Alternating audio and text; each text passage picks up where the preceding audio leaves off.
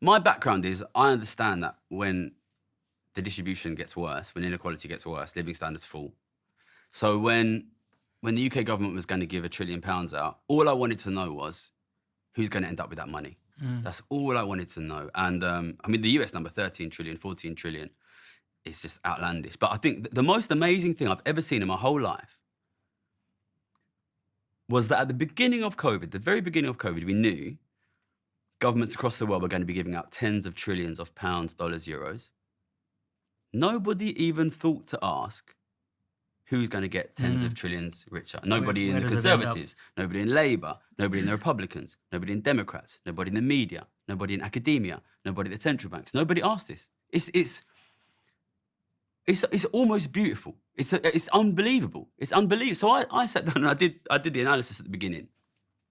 Because lockdown is essentially banning the spending of the rich and replacing that spending of the rich with printed money from government, what happens is the government gives workers money, they use that money to pay their bills, to pay their rent, to pay their mortgage. It goes to the rich can't spend it because they're locked indoors.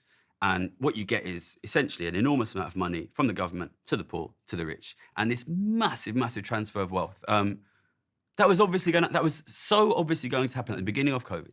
Nobody discussed it, which I think is itself amazing. Let me ask you a question, right?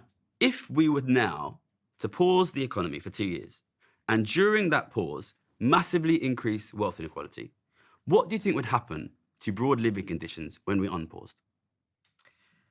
See, one of the things that I think happened during the pandemic is everything went digital.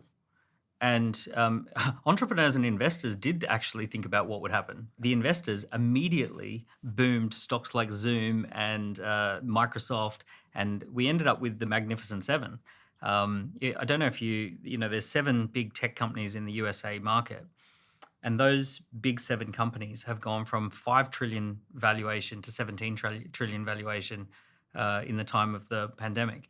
And if you think about what did the pandemic do, everyone had to work from home, so we all had to have Microsoft subscriptions. Everyone went onto websites, so we all went to AWS, Amazon. We all started buying and learning how to buy from Amazon rather than buying from our local high streets. Every business in the world figured out how to run their business remotely. We had this massive transformation. It's actually a wholesale transformation of society that we all learned how to live and work differently.